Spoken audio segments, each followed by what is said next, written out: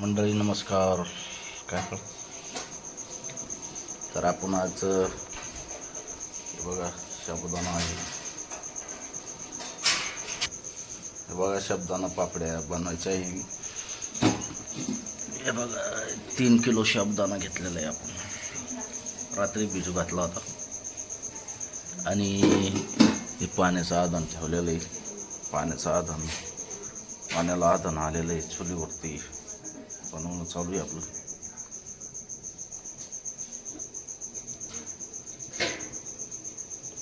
उपवासासाठी साबुदाणा पापड्या बनवणं चालू आहे.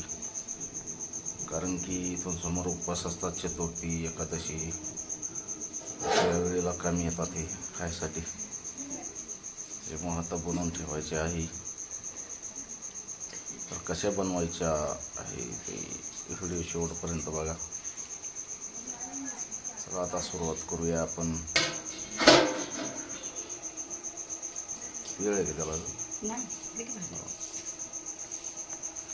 आता लगेच सुरू करणार आहोत आपण. कसं करायचं आहे काय शेवटपर्यंत व्हिडिओ बघा. आणि व्हिडिओ आवडल्यास व्हिडिओला लाईक करा. नवीन असाल तर चॅनलला सबस्क्राईब करा. चला तर सुरुवात करूया.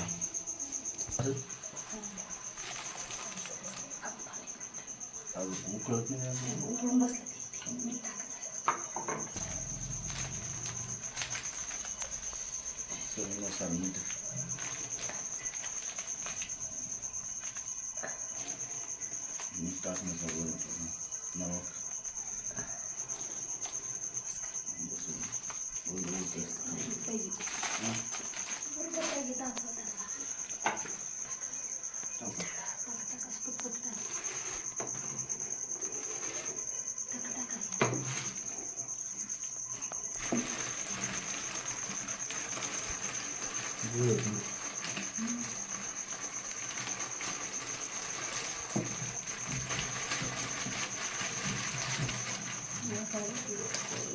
थोडा हाताने टाकायला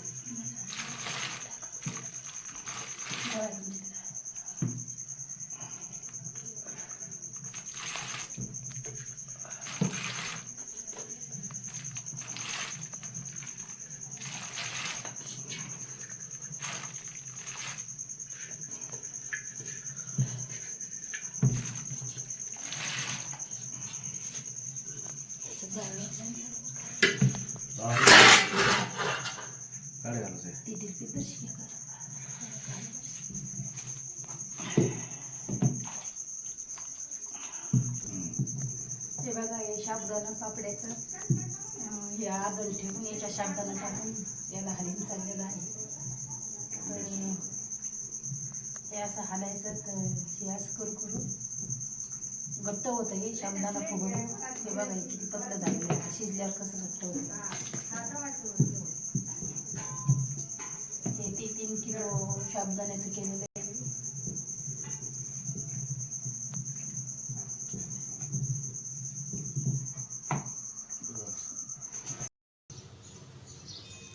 हे बघा आपण मगाशी चिकाटीला होता साबुदाणा पापडीचा. तर हे आता घालणं झालेलं आहे. बघा हे आता हे अशा 5-6 पानं झालेले आहे. 3 किलो साबुदाणा घेतला होता शिजून आणि त्याच्या ह्या पापड्या घातलेल्या आहे. तर हे बघा अशा आलेल्या आहे. तर एवढ्या काही अवघड नाही. एकदम साध्या सोप्या पद्धतीने घातलेलं आहे. तर तुम्ही तर असंच करून बघा. एकदम काही नाही लागत त्याला. फक्त पाण्याचं आधण ठेवायचं. त्यामध्ये थोडं मीठ टाकायचं आणि उकळा फुटू द्यायचा. चांगला खळखळ उकळा आणि त्यामध्ये साबुदाणा टाकून द्यायचा. जेव्हा तितकं अशा हिशोबानं तुमच्या असं पातेल्याला पाणी मोजून टाकायचं आणि तशा करायच्या. एवढ्या काही अवघड तुम्ही पण करू शकता. करून बघा. कशा झाल्या त्या कमेंटमध्ये नक्की सांगा. तुम्हाला कसं माझं रेसिपी कसं काय वाटली याची पापड्याची. तर आवडल्यास लाईक करा. नवीन असेल तर चॅनलला सबस्क्राईब करा. धन्यवाद.